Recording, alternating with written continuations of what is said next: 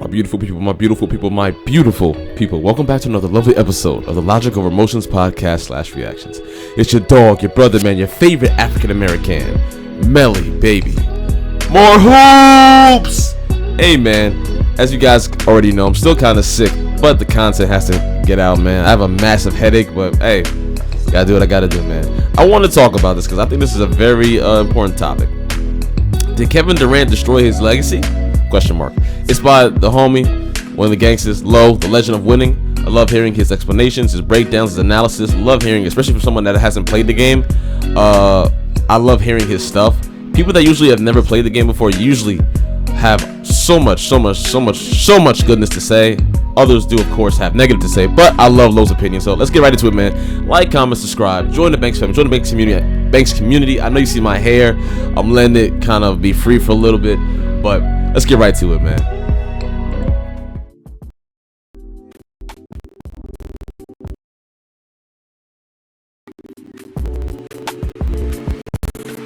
And again, sorry that I'm not really as up with it. It's just it's tough right now. It's tough, man. And there's a possibility, ironically, that Kevin Durant finds himself in the exact same situation he was trying to remove himself from back in OKC. Yep. On a roster that is overly dependent on his skill set, him clocking in 40-plus minutes a night at an advanced age of 30-plus years old, and doing all that with the possibility of the result of the team still losing in a 7-game series. We are 15 games into the regular season, and the Nets are so far removed from where they want to be as a franchise that I honestly don't know what they can do to change things around. With a record of 6-9, a mediocre offense, a bottom 10 defense. Hey, listen. Those Kings. I told y'all.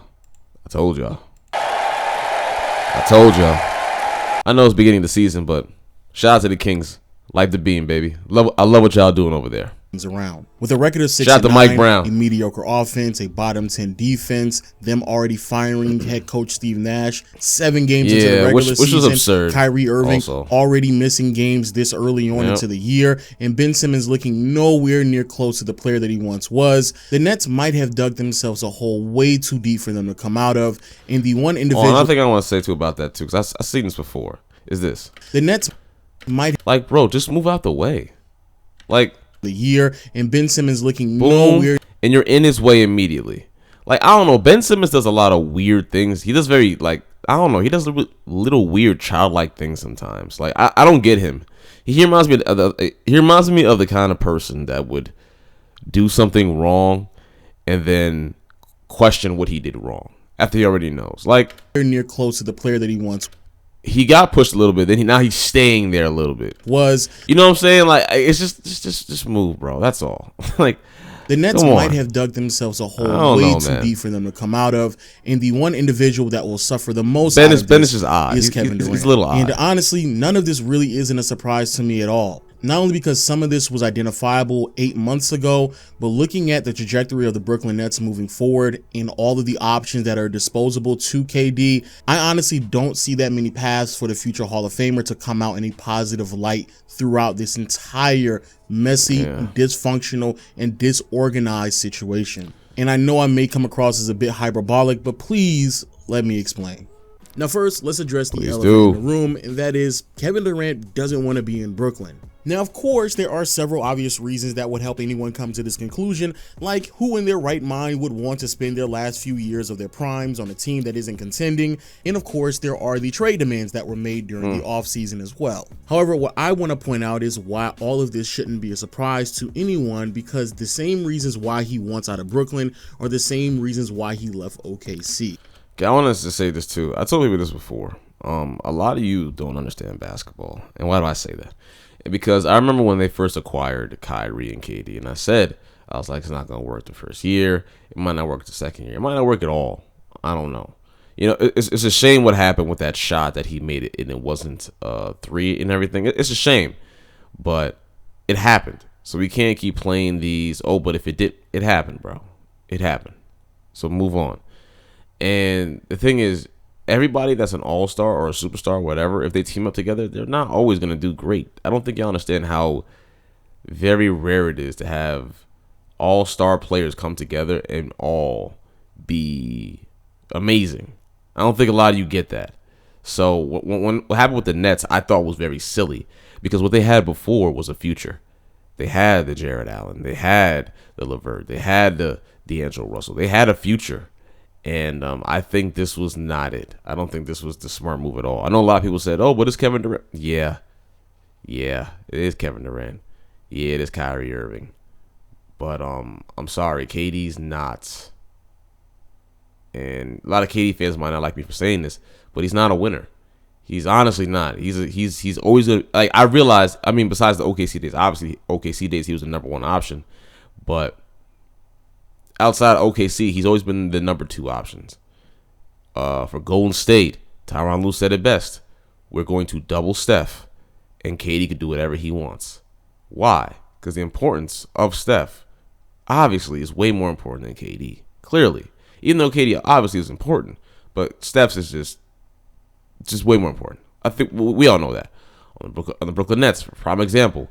Correct me if I'm wrong. They said that Kyrie kind of made him change his mind to go to Brooklyn instead of the Knicks, which I thought he should have went to the Knicks. I don't know why he took Kyrie's word as bond like that, because if you want to be a leader, I understand listening to your peoples for advice and whatever, but you're your own man, my brother. You could have been. I mean, I don't know, bro. See, back in 2017, Durant made some posts on Twitter that were very revealing and brutally honest. Now, normally I wouldn't put that much credibility on what a public figure may have said in a public forum because, of course, they have an image to uphold. However, this situation is a tad bit different because he mistakenly assumed that he was on his burner account, but sadly he wasn't, and it went up on his official verified Twitter account. So when a Twitter user prompted the question, "Give me one legitimate reason for leaving OKC other than getting a championship," Kevin Durant, again believing that he's on his burner, replied, he didn't like the organization or playing for Billy Donovan. His roster wasn't that good. It was just him and Russ. Durant then continues, "Imagine taking Russ off that team. See how bad they were? KD can't win a championship with those cats." And just for all these skeptics out there who may believe that he was hacked, Kevin Durant would then give a much more direct approach to this line of questioning on the All the Smoke podcast, where he gave a very clear explanation of his quorums with the organization in OKC as well as the roster. With OKC, I play with a lot of athletes. I didn't play with a lot of skill guys, not like shooters, ball handlers.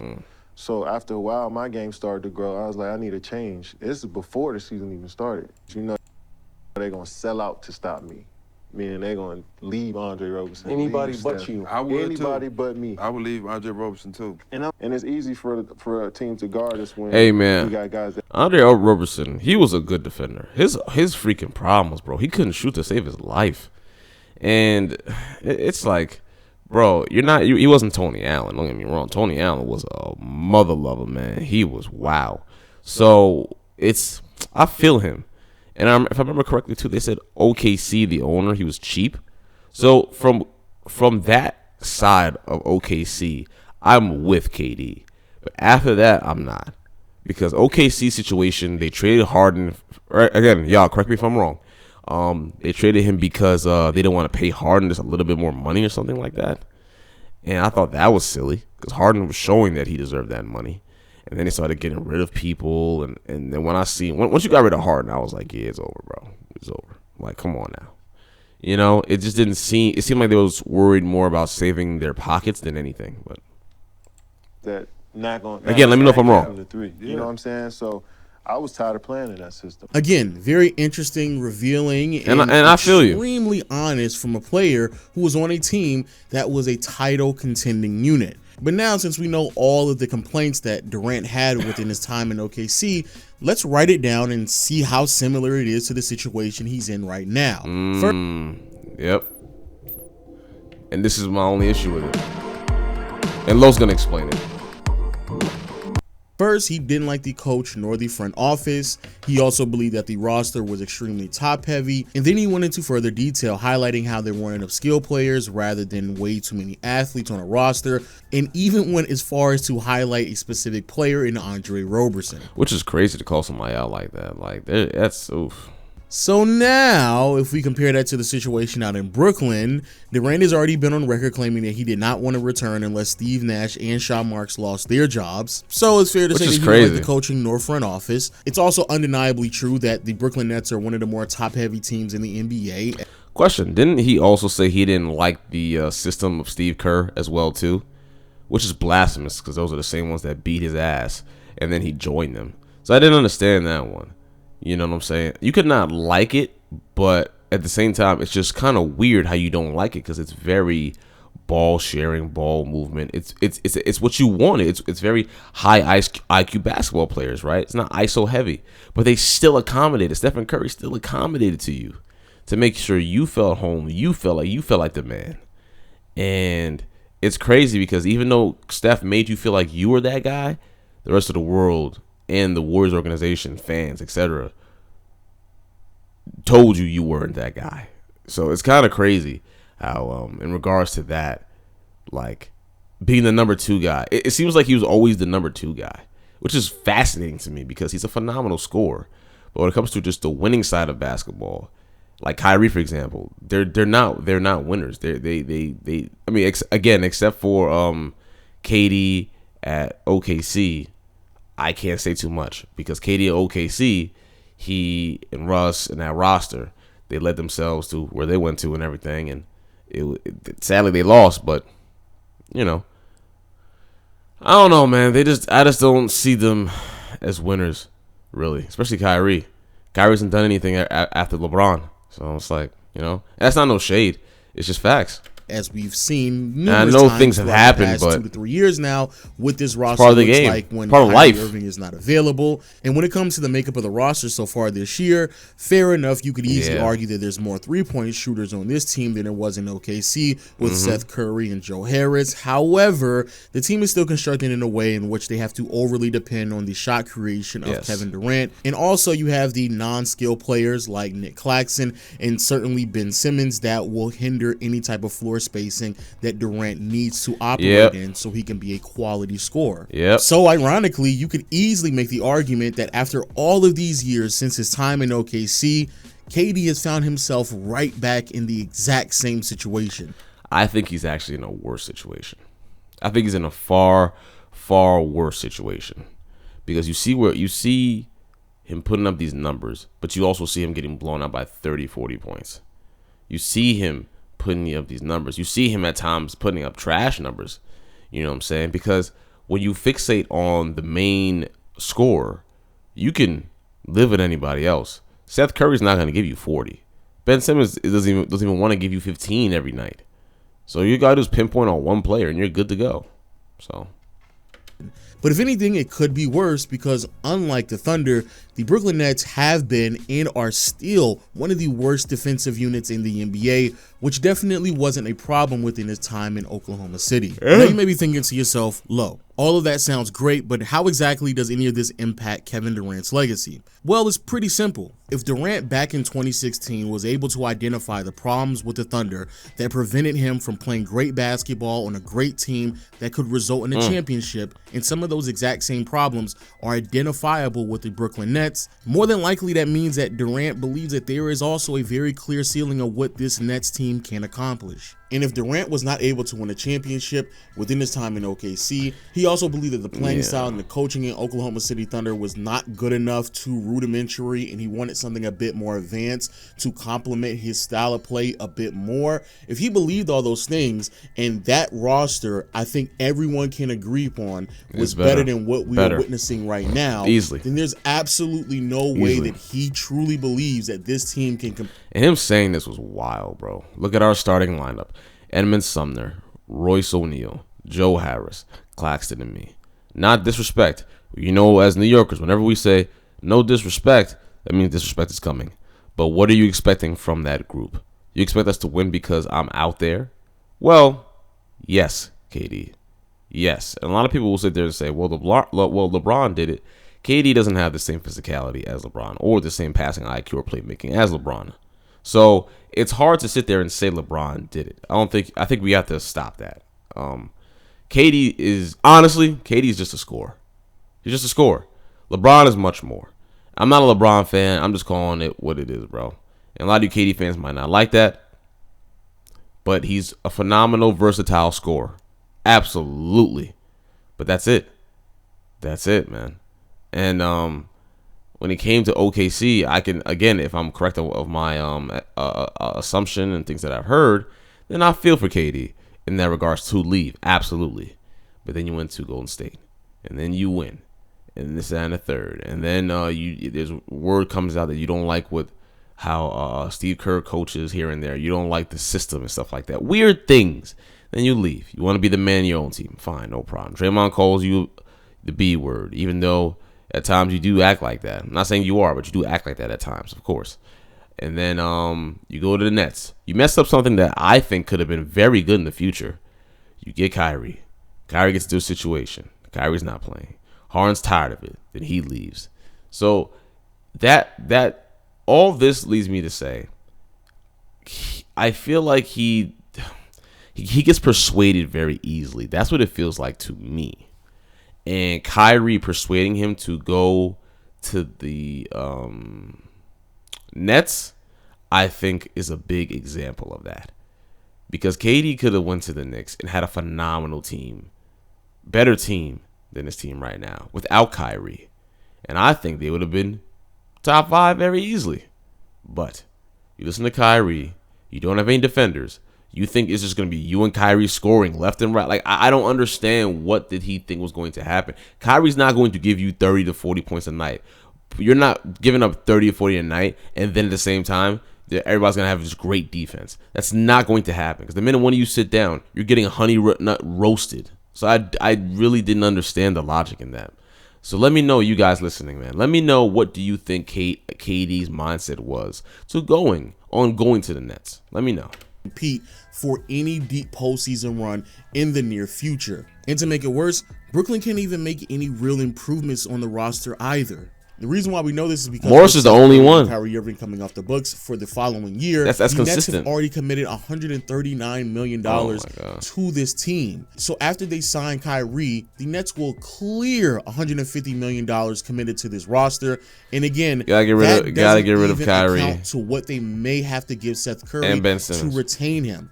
And if they don't, then once more, the roster will get worse. Now you're probably asking yourself, well, why exactly are they in so much financial disarray? And it's because of the Ben Simmons contract. Simmons this year is making $35 million. The following year, he's making roughly $38 million. Oh my and then God. in the last year of his contract, he is clearing 40 M's for a player that is playing nowhere near to the same level as other players in the league who are getting paid relatively the same.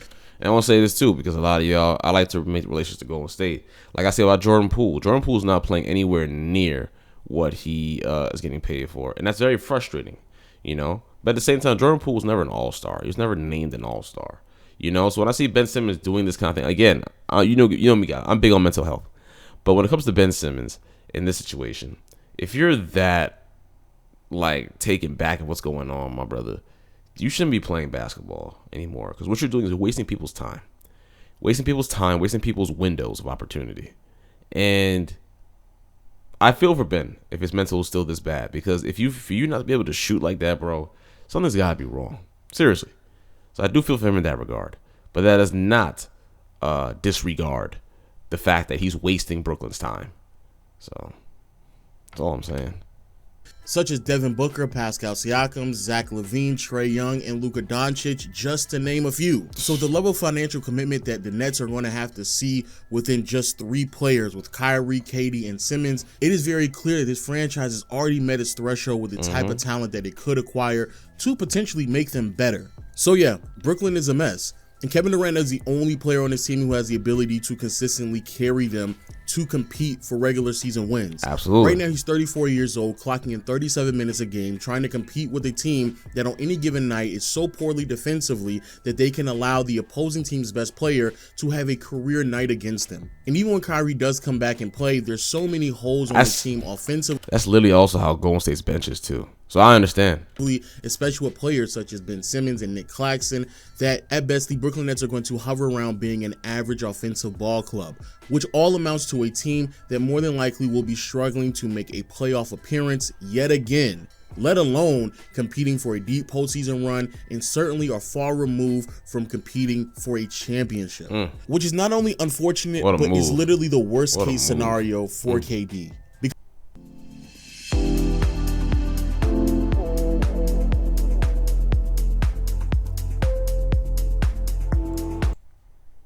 Because as we all know, KD is one of the greatest players who ever touch a basketball. A resume so luxurious that you can easily make the argument that he is one of the top 20 players the association has ever seen. Absolutely. And because of that status that he upholds within NBA you have history, to criticize him. The only way that he can continue to climb the ladder into all-time greatness is by winning championships. Yes. And if he's not able to do that with this roster, then there's nothing more that he can really and truly add to his resume that will be the difference maker. Now, some of you may be saying, well, adding something to his resume may be out the question, but at the end of the day, he's at least a top 20 player of all time, and that's good enough. And quite honestly, that is true. But I would argue that that might not be it, because even though, yes, it may be true, the days of adding to his legacy might be over. However, what I believe will start to happen is that people... I hope it's not me personally, because I would love to see KD add on more to his resume. But it's just, man, he's getting into situations that are just like, bro, like, I hate to see someone waste so many years or so much time, bro, when it's like, I'm going to tell you straight up. I feel like KD needs to make his actual, I think the Golden State decision was actually his decision. And you saw the flack he got for it, but he got 2 rings out of it. And he was very, very important to them winning that ring. Even though I wasn't a fan of him going to Golden State myself, because what that said to me was that's going to dim the light now on Stephen Curry and his greatness and Draymond and Clay. And I love seeing the motion offense. But with KD, I knew it would be a little bit less motion offense and more ISO ball, which clearly it was what it was. But there still was a lot of spurts of the Golden State's motion offense. But besides the point, it sucks just because I still would love to see this brother be able to compete. I still want to. And just the thought of him not being able to, it sucks. People will begin to take away and belittle. Before KD gets, and this is the thing I hate, before KD gets that great respect from all the old heads, he's going to have to win a championship as the bus driver. And to a degree, I do agree, but not with, and I'll explain in a minute. Listen, he joined that team that already won a championship. No disrespect, that's just a fact. Number 1, Barkley. KD doesn't want any respect from the old heads. I don't think a lot of you understand that. The old heads, I don't think you all understand that. Your respect is not that serious. Because when we all die and KD's name is being in the top 20, above Charles Barkley, for an example, your criticism of him is not going to matter. Someone else is going to keep doing it. They're going to keep criticizing him, saying he was this, saying he was that. But at the end of the day, he still was better than you. Just like, not to be like rude or mean, but I'm just saying for the old heads too. The old heads that think that, that he couldn't do blah, blah, blah. That perfectly fine for you to think that way. But understand, it's the respect from the old heads thing that I don't think that a lot of you understand. That's not important. It's being in those history books. It's being written down as that champion. It's being written down for those accolades. That's the only thing that matters. Doesn't matter what I say. Doesn't matter what you say. Doesn't matter what Barkley says. And that's the thing, though. That's the only issue. Is that y'all think that KD's supposed to give a damn what you have to say. And at the same time, KD does care. Because we know he's a sensitive individual. And that's what blows my mind, is that he pretends to not be, but he obviously is at times. And I do respect it too, because on Twitter he be going crazy at times, and I do respect that. But I disagree with Barkley saying that he needs to get respect from the old heads. But at the same time, I do agree with him saying that he does need to win one as the bus driver, because he hasn't proven that he could win it as him as the absolute leader. Let me say that, not the bus driver, as the absolute leader. I do agree with Barkley in that. He is correct. What do y'all think? You think he's correct? You think I'm wrong? Let me know. Hello? All the things that he's accomplished throughout his career, and unfortunately, we've already taken the first step in that direction. That first step was the Golden State Warriors winning a championship last year, and honestly, I don't think I have to go into that much details about this. Not only is Golden State winning a championship, reestablishing who they are as a dynasty, but it irrefutably proves that they could win a championship with or without KD. Furthermore, in the process of doing so, not only did Curry, and a lot of you will sit there and say injuries this, injuries that. Listen, did you forget that's part of the game? Are you going to blame a team for winning because injuries happen? And also, for the one that got injured on the Celtics, I think was it Williams? It was the center, who is a phenomenal defender. He still did play.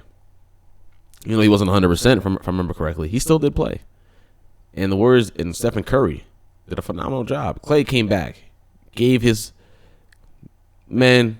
I was so proud of Curry and the Warriors last year. I was so proud. Curry played great, and the Warriors end up beating the same team that knocked out Kevin Durant in the first round. And that's ironic, too. Also, KD's replacement was Andrew Wiggins was the second best. Who was viewed as overpaid, a bust, and did not contribute to winning basketball. Was turned into not only an all-star last year, but arguably the second best player on a championship caliber roster. He's playing further great, proving that the Warriors not only didn't need I'm playing that bad. That pissed me off live, bro, because I saw what it was. Player on a championship caliber roster. Further proving that the Warriors... Like, come on, bro.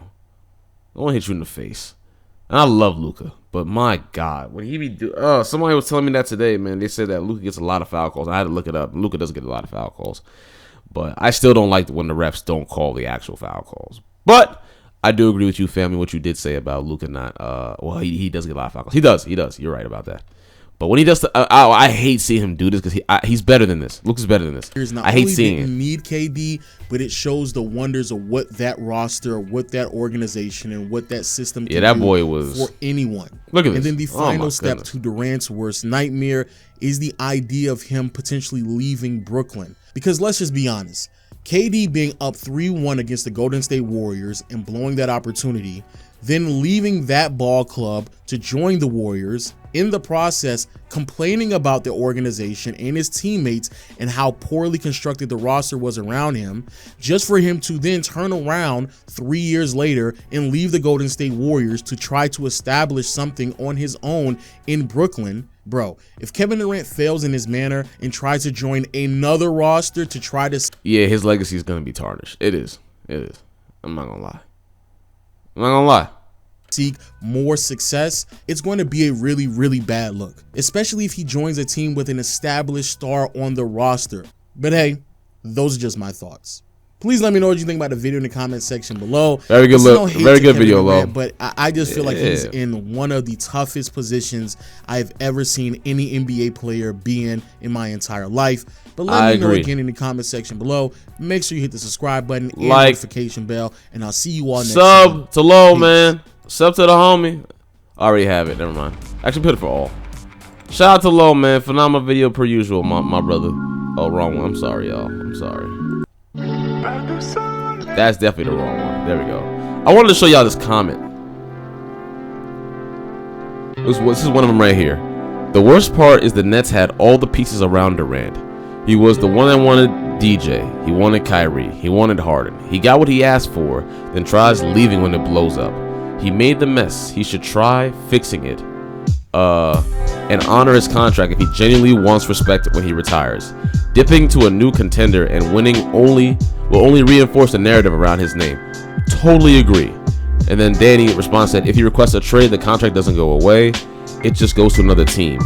His will still be honoring that same contract. On top of that, when NBA teams signing stars, they understand there's a possibility a player will force his way out and the contract doesn't hold the weight as a contract for average people. And I agree with that as well too. And then he said this, that part is the Nets' fault. Front office moves is front office responsibility. I agree. You don't let your employees tell you how to run. I agree how to run your business, then get mad when stuff doesn't go your way. You knew that employee never had the experience that you had in front office had. And I totally agree. And there was one thing. Oh, here's the other one. Here you go. By Jimmy. KD and Kyrie wanted to do what they've been seeing Braun do. They wanted to build a team with players and a coaching staff that they handpicked and win the chip. The Nets blew up their young core, which I thought was so dumb, to allow them to follow through with this plan. Of course they're gonna go. This is terrible grammar. Of course they're gonna do what they gotta do to keep their two main stars happy. Now that it's not working out, KD wants us all to feel bad for him as if he didn't put himself in this situation. Now I don't know if he wants us to feel bad, but he is being very honest about, just the simple fact that it's just not doing what it is. And then there was one more. I think this is it right here. Right here. Here you go. I understand that KD has qualms with the organizations he's played with, and I've never tried to rationalize some of it in his defense. But when does he realize that he is the leader of this particular Nets team? Leaders have responsibilities. We all know that. You're supposed to be the franchise player and face of the team, but you're running away from it. Because you don't want the blame when things go wrong. I don't know if he wants to blame or not, but he probably does. I don't know. Go wrong, which is part of being the best player and leader of a team. Throwing your teammate, that was crazy too. Oh my goodness. That's what I said. That was, I told my boy, I was like, yo, that was dead serious, minus 10,000 chemistry.